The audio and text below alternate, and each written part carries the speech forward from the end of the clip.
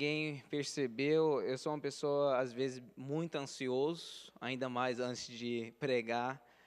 E eu estava aqui em pé, eu acho que duas músicas em pé, eu nem percebi isso. Eu estava aí só cantando, orando, pensando, que é natural para mim. Eu venho da cultura dos negros, sabe, das igrejas deles, então é bem natural durante o louvor para estar em pé. Então eu estava assim, normalmente, e até o José me chamando, tá assim, oh, todo mundo já abaixou. Então eu fiquei rindo, porque, pô, estava tão ansioso que até esqueci para sentar. Mas, que bom que às vezes é bom, essas coisas acontecem para a gente sorrir, sabe, e quebrar o gelo. Então, com isso, vamos orar e já começamos o nosso estudo. Senhor Deus, mais uma vez, obrigado que nós estamos aqui em Tua casa. Compartilhe com nós a Sua mensagem, a Tua palavra, Senhor, e que Ele nos faz refletir, pensar e nos ajude a transformar, Senhor. Peço essas coisas em Teu nome, Cristo. Amém. Se vocês têm suas Bíblias, podem vir junto comigo, capítulo 17 de João. Capítulo 17 de João, onde vai ser nosso estudo. Nesse capítulo você vai achar a oração de Jesus que ele faz antes de entrar em Getsemani. Antes de entrar aí e ter aquela batalha de agonia com Deus, o Pai dele, ele faz uma oração enquanto ele está conversando, discutindo com seus discípulos. E nessa oração você vai achar três partes. Você vai achar a primeira parte, onde Jesus está orando para o Pai, glorifica Ele no seu ministério, que Jesus ora para seus discípulos do presente, os 11 que estão junto com Ele, e depois Ele vai orar para seus discípulos do futuro, que são nós. Então hoje eu gostaria de focar nessa terceira parte, mas antes de ir lá, precisamos entender a segunda parte, a oração dele para os discípulos que estavam junto no seu presente, porque eu acho que aí nós vamos entender umas coisas interessantes e são importantes para nós saber também. Então eu vou começar lendo do verso 6. Manifestei o teu nome aos homens que do mundo me deste, eram teus, e tu nos deste e guardarão a tua palavra. Agora já tem conhecido que tudo quanto me deste provém de ti, porque lhes dei as palavras que me deste, e eles as receberão e têm verdadeiramente conhecido que sai de ti e creram que me enviaste. Eu rogo por eles, não rogo pelo mundo, mas porque eles que me deste, porque são teus. E todas as minhas coisas são tuas, e as tuas coisas são minhas, e nisso sou glorificado. E eu já não estou mais no mundo, mas eles estão no mundo, e eu vou para ti. Pai Santo, guarda em teu nome aqueles que me deste, para que sejam um, assim como nós. Estando eu como eles no mundo, guardava-os em teu nome. Tenho guardado aqueles que tu me deste, e nenhum deles se perdeu, senão o filho da perdição, para que a Escritura se cumprisse. Mas agora vou para ti, e digo isto no mundo, para que tenham a minha alegria completa em si mesmos. Dê-lhes a tua palavra, e o mundo os odiou, porque não são do mundo, assim como eu não sou do mundo. Não peço que os tires do mundo, mas mais que os livres do mal. Não são do mundo, como eu do mundo não sou. Santifica-os na verdade. A tua palavra é a verdade. Assim como tu me enviaste ao mundo, também eu os enviei ao mundo. E por eles me santifico a mim mesmo, para que também eles sejam santificados na verdade. Nesses versos, Jesus está orando para seus 11 discípulos, já sabendo que Judas ia trair ele está orando para os 11, que Deus não tira eles do mundo, mas que eles continuam no mundo, mas livres do mal, da sua proteção, porque esses são os teus que você me deste, esses são os seus escolhidos. Então nos vê que uma coisa importante saber nesses versos que Jesus fala, que esses homens, esses 11, são os homens escolhidos que o Pai já predestinou para seus discípulos de Jesus, em que ele deu para Jesus. E Jesus protegeu e guardou, agora está dizendo, eu estou indo embora, mas continua guardando eles, continua protegendo eles. E faz mais uma coisa, santifica-os na verdade. A tua palavra é verdade. Eu pauso aqui, antes de ir para a próxima oração, porque eu acho interessante. No próximo oração, para aqueles que talvez já leu esse capítulo, você vai perceber, já sabe, que para os discípulos do futuro, Jesus peça unidade e amor entre os seus discípulos. Então, ele já está pensando, eles vão precisar de unidade e amor, mas estes aqui hoje, eles precisam da sua proteção, eles precisam de ser santificado pela verdade. Quando eu estava lendo isso, eu fiquei pensando, tudo bem, eu entendo, é o começo da igreja, os discípulos vão logo começar seu ministério. Então, realmente, eles vão precisar de ser protegidos, realmente, eles vão precisar da palavra de Deus para ser santificado. Mas e nós? Nós também não precisamos da proteção de Deus? Nós também não precisamos ser santificados pela verdade? Por que essa oração não é também a nossa oração? Eu concluí que talvez é o natural. Jesus já está assumindo, se o povo do futuro são meus discípulos, eles também já são escolhidos. Todos de nós somos escolhidos. Deus já prometeu, Jesus, vai ter outros que vão seguir, que vai acreditar em ti. E esses vão ser seus também. Então nós todos já temos essa proteção. Todos aqui que creem no nome de Jesus Cristo, temos essa proteção de Deus, amém? Mas, ainda mais isso, todos nós temos a oportunidade de ser santificados pela verdade. Sabe por quê?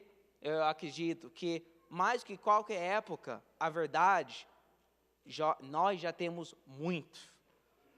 Os discípulos no passado, eles nem tinham a Bíblia, nem tinham cartas, não tinha nada disso.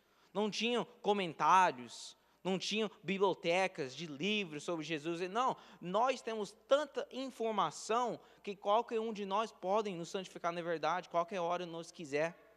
Qualquer nós temos a oportunidade de estudar a Bíblia e decidir, eu quero seguir esses princípios, eu quero seguir essa verdade e vou ser santificado. Isso já é natural, que Jesus já sabe que nós temos essa oportunidade. Por isso ele não estava tão assim preocupado, porque eu acredito que ele já sabia, eu já vou dar a verdade para eles. Tanto que vocês sabem que a igreja adventista é uma igreja que se orgulha em ter a verdade. Nós orgulhamos em ter a verdade e viver a verdade. Mas a pergunta é, se nós estamos nos santificando nessa verdade. A coisa, eu não sei se vocês pensam assim, o que é santificação? Quando você ouve alguém falar, eu sou santo, você pensa em quê? Talvez um luz branco em cima de você, ou você pensa que talvez eu sou limpo e puro. Hoje de manhã, enquanto a gente estava tocando nossas músicas de Heritage Singers, essas coisas, eu estava pensando, estava ouvindo o coral de mulheres com voz angélica cantando, eu estava pensando, ixi, se alguém entrasse na minha casa, talvez eles vão achar, essa aqui é uma casa santa, que tem esse sentimento, uma coisa assim de Deus, sabe? Mas para ser santificado, é para ser separado. E Deus já sabe, se algum de nós fosse realmente estudar a Bíblia e querer seguir as suas verdades, nós vamos ser separados do mundo, naturalmente. Porque o mundo tem suas verdades, eles seguem um outro estilo de vida. Então isso já é o normal. Então eu acredito que Jesus já sabia que isso ia acontecer. Mas ele já estava pensando no futuro, pensando que a minha igreja vai necessitar, não é só isso. Eles vão precisar de algo mais. Então vamos ler aqui, verso 20.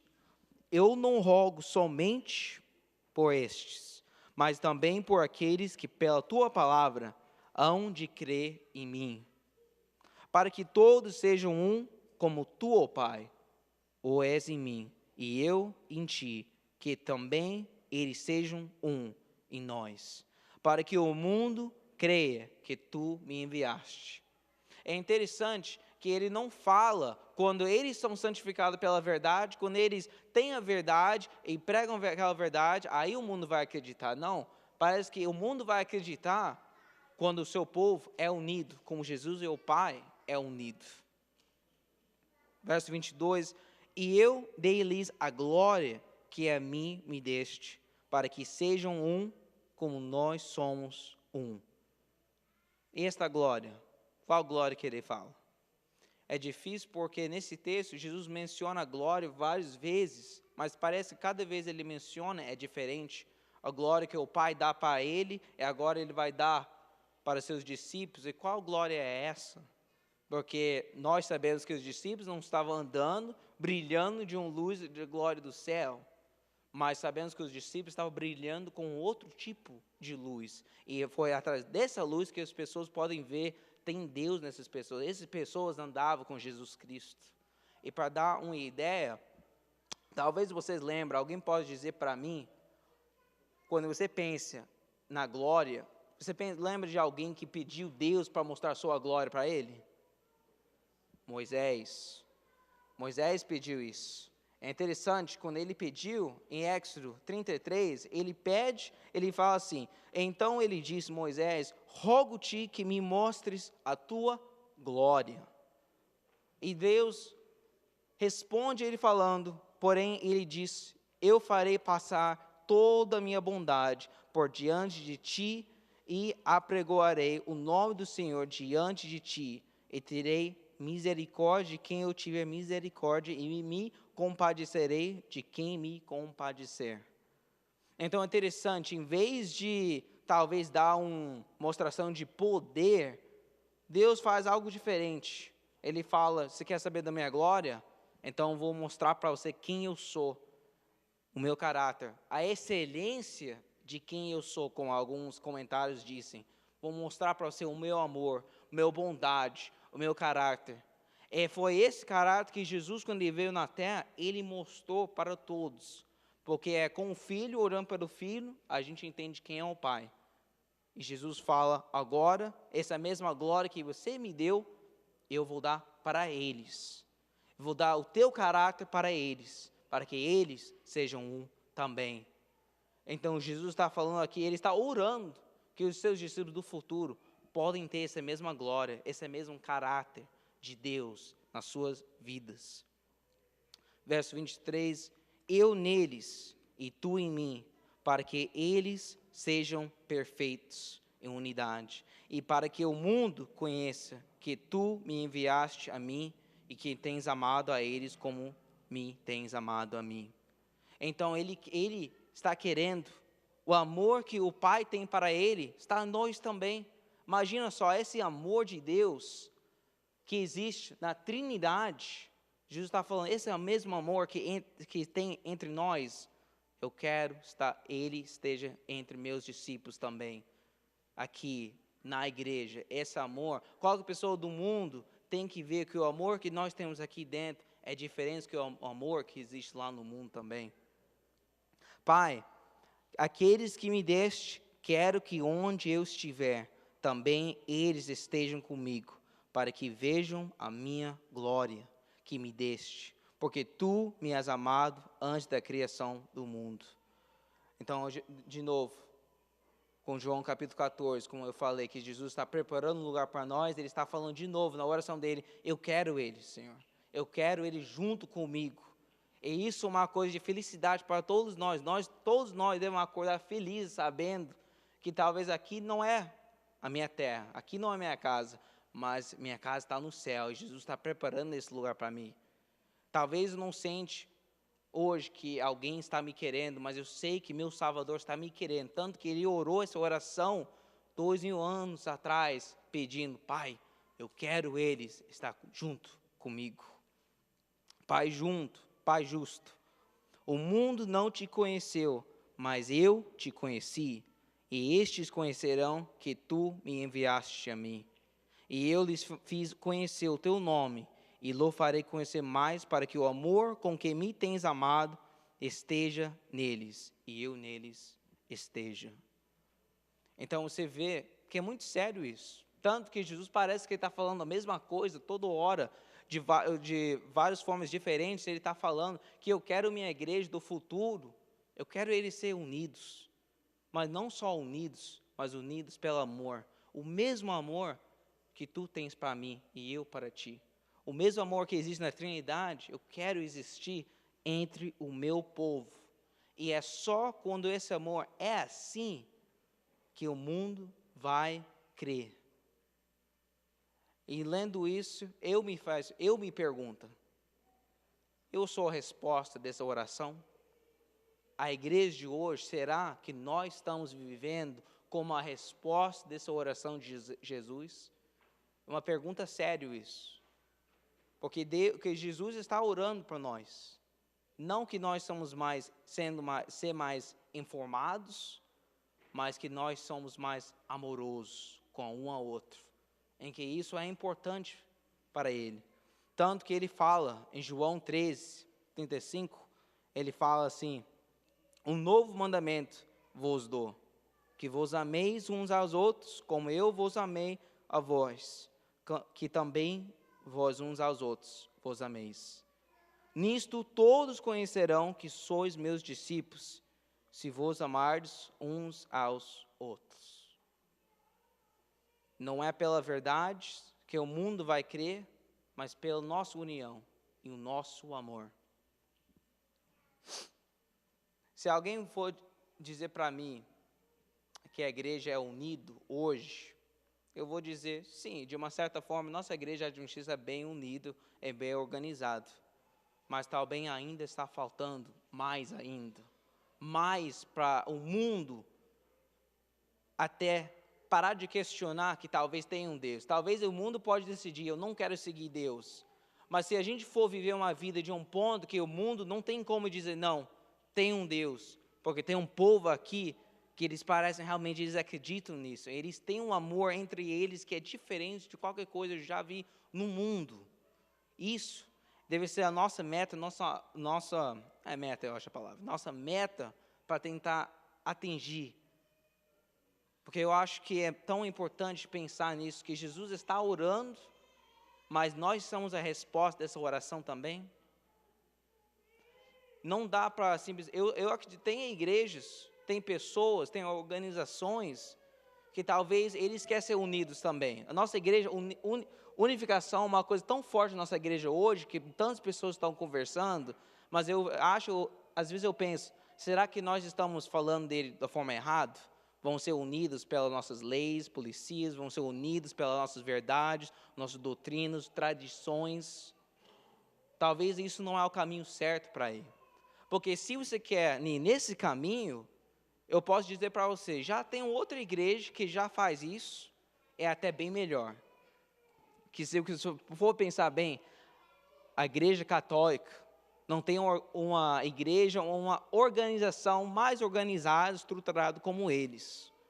E como se for analisar eles, é interessante ver, talvez você nunca pensou nisso, mas eles são os descendentes direto da povo que começou a igreja em si. E daí nós, como adventistas, metodistas, outras igrejas, nós viemos daquela reforma protestante, sabe? A reforma protestante. Então, assim, se você quiser ver uma igreja e já está forte, sendo unido, mas talvez não está tão cheio de amor, você pode ir nessa igreja católica e você pode ver que o jeito que eles são organizados é incrível. Seria bom até dar uma aula da história. Eu fiz uma aula da história. É interessante quando você vê que a primeira igreja, quando ele começou a ser perseguido, qual foi a primeira resposta da igreja? Vamos se unir, porque nós estamos sendo perseguidos, estamos sendo destruídos, então vamos se unir.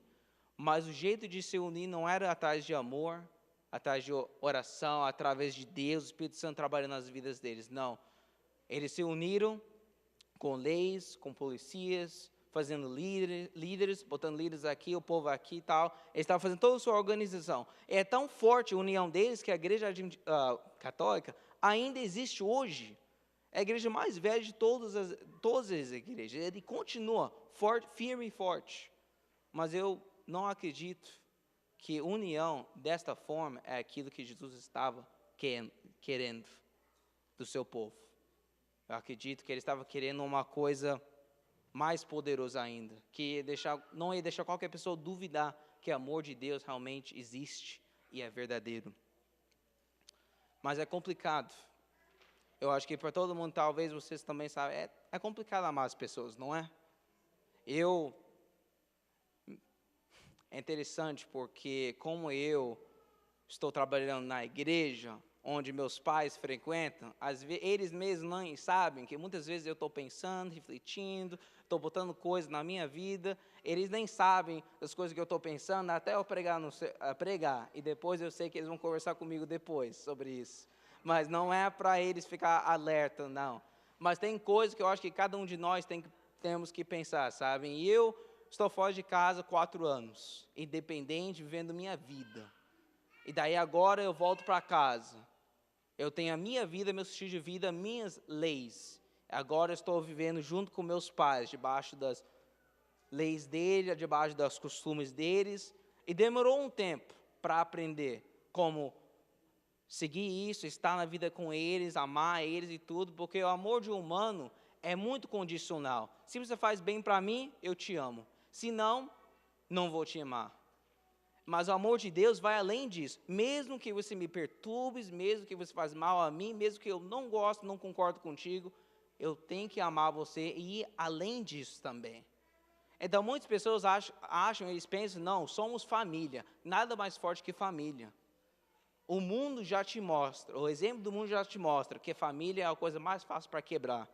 É a coisa mais fácil para não achar importância.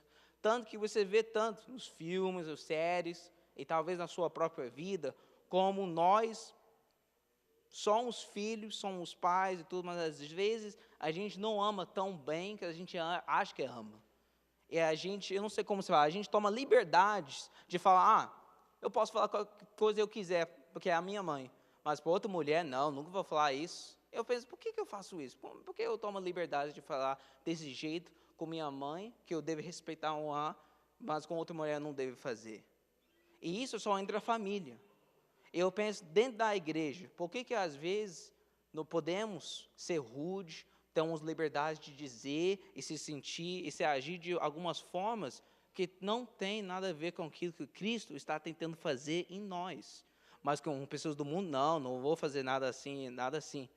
É engraçado que para o homem pecaminoso, eu acho que quanto mais familiar nós somos com um ao outro, parece que nós tomamos mais liberdades em fazer aquilo que nós queremos.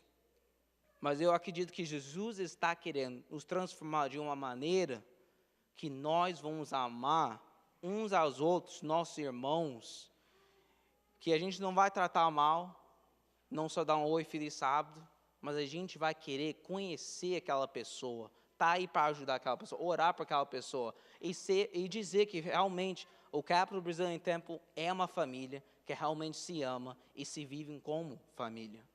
E isso não é só para nós, mas eu acredito que muitas igrejas que eles têm essas dificuldades, que muitas igrejas que eu já fui, os membros só são membros, são só estrangeiros que vêm junto, adoram o mesmo Deus e vão embora, sabe? Isso não é igreja. Eu acredito que não era isso que Jesus estava orando e pensando que a sua igreja deve ser. Então é uma coisa que eu estou querendo tentar mudar na minha vida também. Para ser honesto com vocês, eu acho que somos em abril, então 4 meses que eu estou aqui nessa igreja. E claro, eu cresci com muitos de vocês, mas tem muitos faces novos aqui nessa igreja. E eu ainda não tinha tempo, mas eu quero fazer tempo de conhecer cada um de vocês, conversar com vocês mais e assim bater um papo e qualquer coisa para conhecer. Porque nós somos família. E eu admito que eu não fiz isso suficiente, eu acho ainda.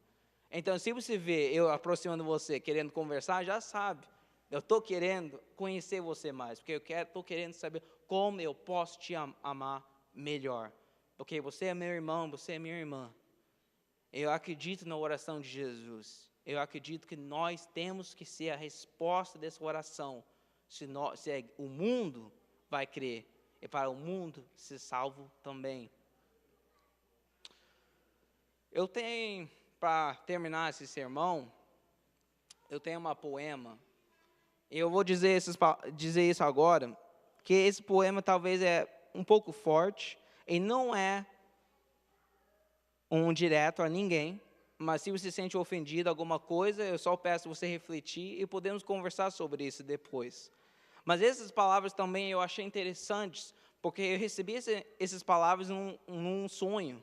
Estava sonhando, conversando com alguém, pregando alguma coisa assim, eu comecei a ficar ouvindo essas palavras, e quando eu acordei eu falei, não, preciso escrever essas palavras, porque eles são muito importantes, não só para mim, mas para a igreja também. E talvez eu vou tentar explicar algumas coisas, mas vamos ver. Mas eu vou falar esse poema para vocês, que fala o seguinte: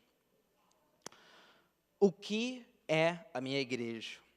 O que ele se tornou? Quais foram meus sonhos e o que se tornou? Jesus tinha grandes esperanças para ela. Ele orou pela igreja do futuro, mas o que tornamos? Por quê? Se a igreja não é uma família, então ninguém é bem-vindo. Se a igreja não está unida, está dividida. Se a igreja não está sã, ele está enfermo. Se a igreja não é um refúgio, é um campo de batalha. Se não houver ovelhas, tem apenas lobos com peles de ovelhas. Se a igreja não é uma casa de oração, ele virá um covil de salteadores.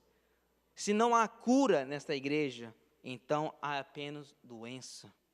Se não há amor, só há indiferença. Se não há luz, estamos andando nas trevas. E se não há santidade, ele virá uma abominação. Se não há verdade, ele virá uma mentira. Se não há sabedoria, então é simplesmente insensato. Se não há fé, então não tem poder. Se não há esperança, então ela está morta. Se a igreja não é humilde, então é orgulhosa demais para Jesus. Se a igreja é linda, mas vazia, para o que isso serve? Se a igreja não é um membro, se Jesus não é um membro da sua igreja, eu apenas estremeço para saber quem é. Se Jesus não é o capitão deste navio, então o diabo afundará. Se Jesus orou pela igreja, nós tornamos a resposta. Diga-me, igreja, o que você é? Que tipo de igreja você tem? Ou melhor ainda, que tipo de igreja você quer se tornar? A escolha é sua. Palavras fortes. Eu acredito que se nós não estamos do lado de bem, estamos do lado do mal. Por isso eu acho que é tão forte. É difícil ouvir essas palavras, mas eu mesmo ouvindo isso, falo, realmente, Senhor, preciso mudar. Preciso gastar mais tempo contigo, porque a sua volta está chegando. E o que eu estou fazendo para me preparar? E para criar uma cultura na minha igreja, para preparar os outros para o céu também. Que nós podemos fazer isso. Onde está o Kleber? Pode já vir, Kleber. Nós vamos cantar a música Nasce em Mim, que eu acredito que é importante para nós. Vamos pedir e clamar ao Senhor que Ele mesmo, que é Jesus Cristo, que o amor dEle nasce em nós, que nós como igreja podemos trabalhar juntos em criar uma cultura de amor. Não só o amor que nós conhecemos, que como brasileiros somos um povo caloroso. E já estamos, eu acredito, nessa igreja temos muito amor, mas eu acredito que nós podemos fazer mais ainda.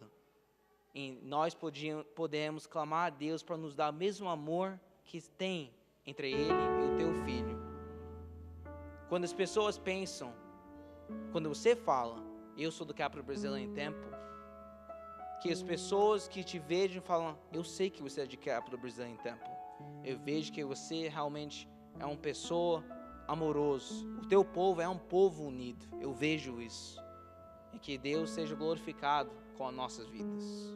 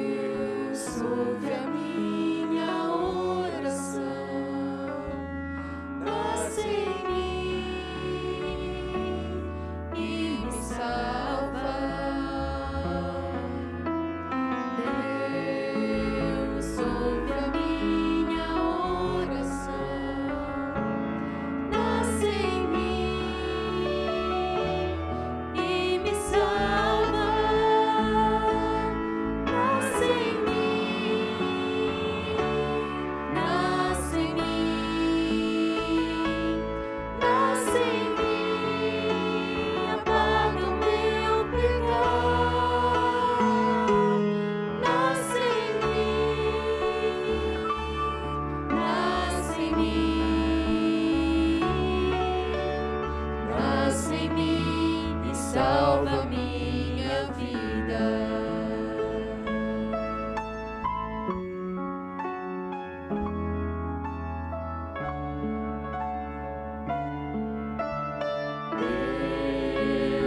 Ouve a minha oração, nasce em mim e me salva. Deus ouve a minha oração, nasce em mim e me salva.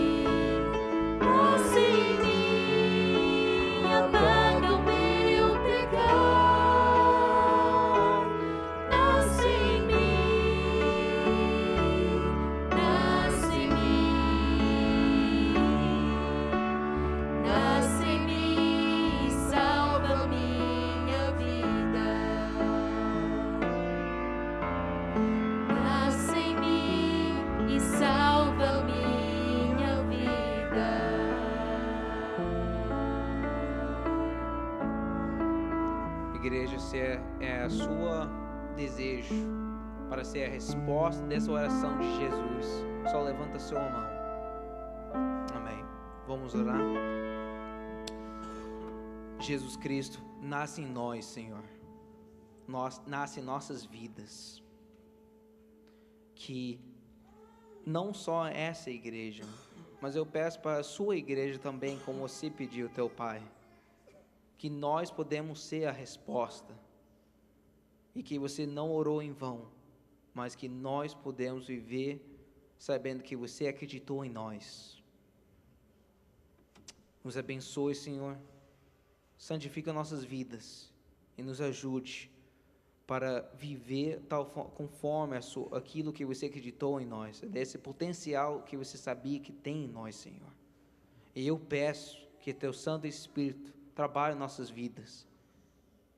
O amor do homem não é suficiente, precisamos do amor de Deus, o amor que está entre vocês três, a Trindade, que esse amor pode estar entre nós, Senhor, está nos esquentando com um calor enorme, Senhor, que todos que vê podem ver, essa é uma igreja, onde Deus está vivo, e eu quero fazer parte dele, Senhor. Essas coisas te peço, em teu nome, Cristo. Amém.